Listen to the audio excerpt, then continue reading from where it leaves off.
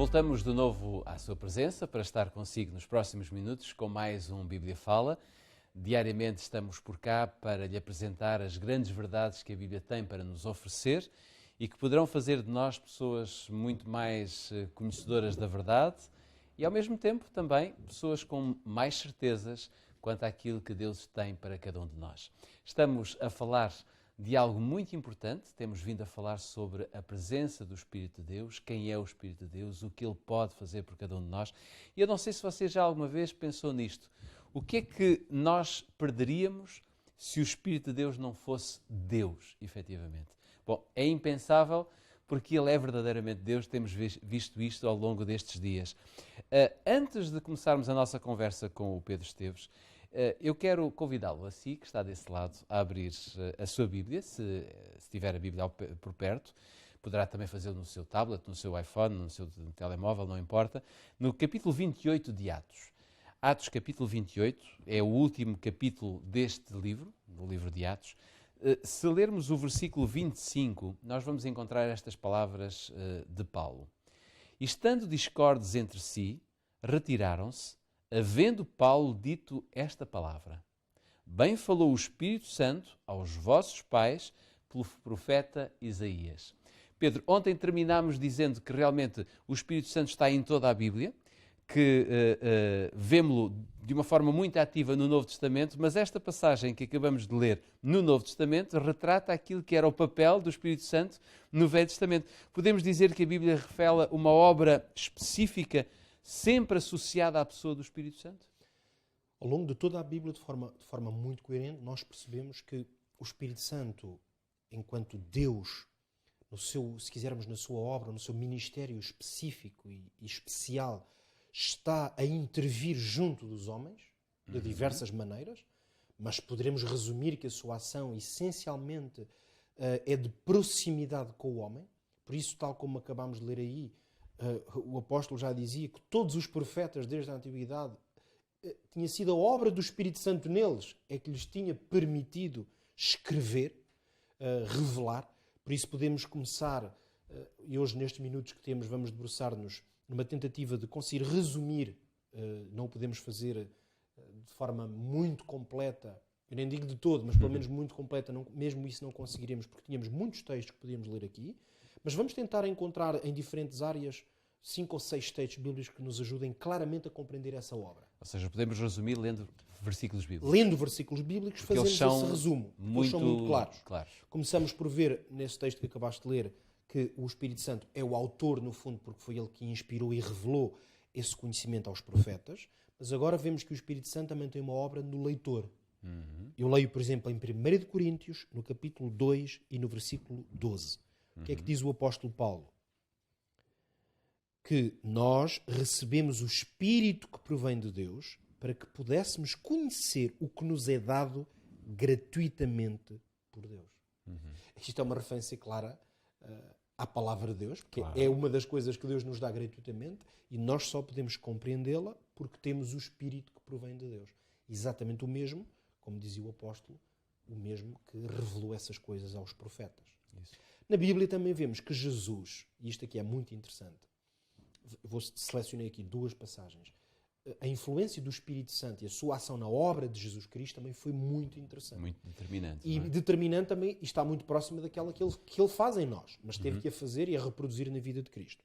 Eu começo por ler, por exemplo, o que está em Lucas no capítulo 4, okay? E logo o primeiro versículo diz-nos o quê? Que Jesus foi cheio do Espírito Santo e voltou do Jordão e foi levado pelo Espírito Santo ao deserto.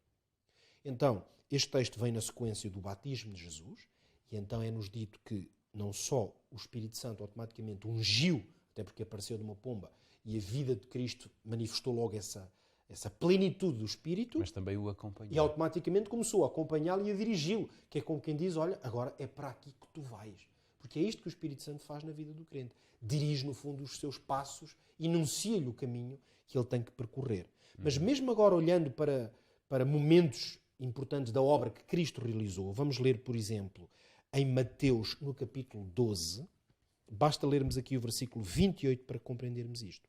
É o próprio Jesus que, respondendo a alguns dos escribas e fariseus que o indagavam, Jesus disse o seguinte: se eu expulso os demónios pelo Espírito de Deus, certamente é chegado a vós o reino de Deus. Porque os fariseus acusaram-no de expulsar demónios em nome de Satanás. Okay? Em nome do príncipe de Belzebu. E Jesus fez-lhes toda uma reflexão dizendo: não, porque se Satanás estivesse a fazer isso, era uma casa dividida. Como é que Satanás expulsa Satanás? Então a conclusão de Jesus é, ao contrário, se eu expulso pelo Espírito de Deus. Portanto, Jesus está a fazer uma pergunta retórica. Ele está a dizer se esta indagação é retórica. Ou seja, a força divina que Jesus utiliza aqui não é a dele próprio enquanto Deus, mas é a do Espírito Santo. É do Espírito de Deus. E foi concedido desde o momento do seu batismo. E é por essa unção e influência do Espírito que ele vai agir. Mas depois, também nos importa aqui olhar agora para quê? Para a ação e a obra do Espírito na vida do crente. Okay?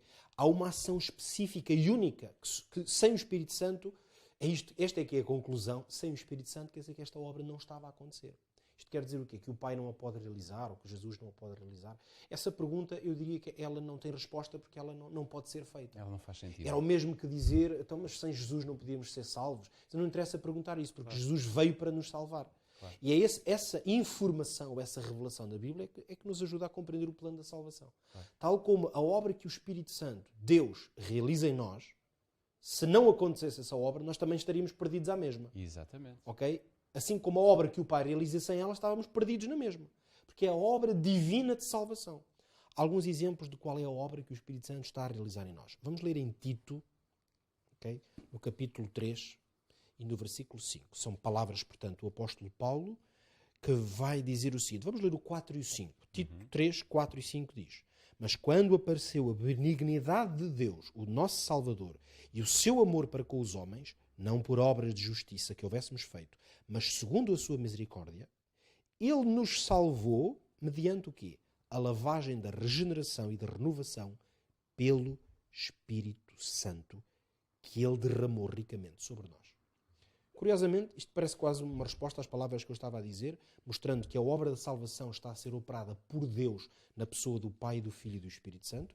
E nota como aqui o apóstolo vai dizer claramente que a obra de salvação está a ser feita na nossa vida. Porquê? Porque ele nos deu o Espírito Santo que nos regenera e renova. Isto não retira que parte da obra da salvação está a ser realizada por Cristo. Claro. Por aquilo que ele fez e que ainda está a operar. Mas sem esta parte de regeneração e renovação, também não era possível. Não conseguimos lá chegar. Não conseguíamos lá chegar.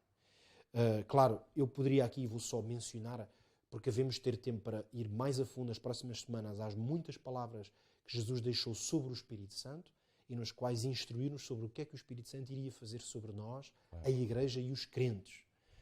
Mas queria terminar lembrando aqui duas grandes atuações ou obras do Espírito que acontecem, se quisermos, agora, não tanto na vida individual do crente, mas sobretudo naquilo que vamos dizer que é a atuação do coletivo, no corpo de Cristo, se quisermos, que é a sua Igreja. Um exemplo mais histórico, que está em Atos, no capítulo 13, e nós podemos ler aí os primeiros versículos desta história, que diz o seguinte: na igreja de Antioquia, logo o primeiro versículo, havia alguns profetas e mestres, a saber, Barnabé e Simeão, Lúcio, Manaém, que fora criado com Herodes, e Saulo. Agora nota, servindo eles ao Senhor e jejuando, disse o Espírito Santo: apartai-me Barnabé e Saulo para a obra que os tenho chamado. Então, depois de jejuarem e orarem, puseram sobre eles as mãos e os despediram. Assim estes, enviados pelo Espírito Santo, desceram a Seleucia e dali navegaram para Chipre.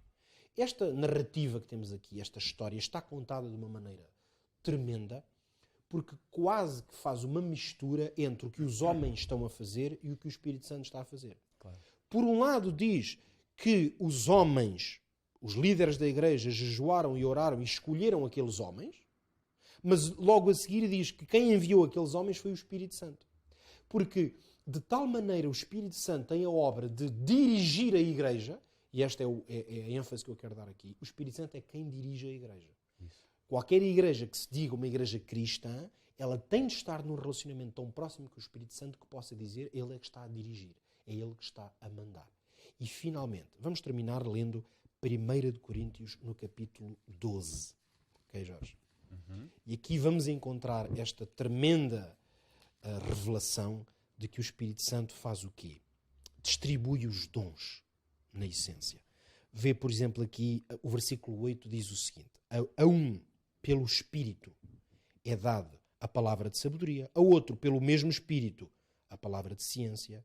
E depois continua esta lista de diferentes dons que pela ação do Espírito Santo são concedidos à Igreja, e termina o versículo 11 dizendo assim: mas um só e o mesmo Espírito é que opera todas estas coisas. Lógico, é um mesmo e um só, porque estamos a falar de uma pessoa e estamos a falar de Deus, como já vimos ao longo desta semana. E esta é a obra que ele executa na Igreja, dando dons, operando todas estas coisas, e agora termina dizendo assim: distribuindo particularmente a cada um como quer. Claro. Esta expressão eu acho muito bonita. O Espírito Santo faz o que quer.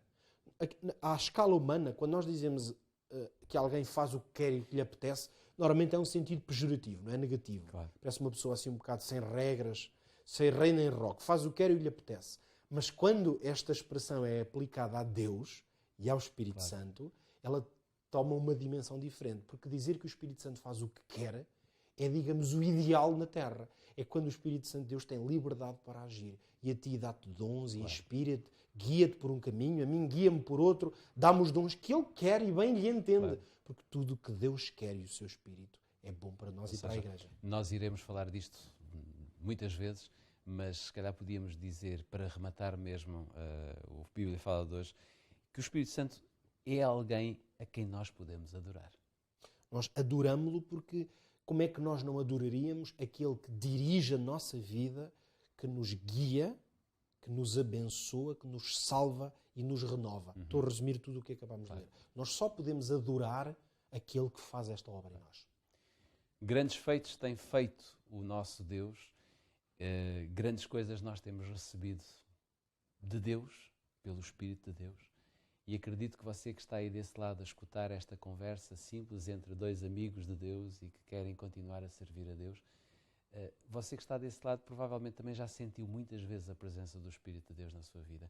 Continua a apostar neste Deus maravilhoso, continua a apostar nas bênçãos que Ele tem para si, e de certeza absoluta que o Espírito Santo jamais negará a oportunidade de lhe fazer feliz.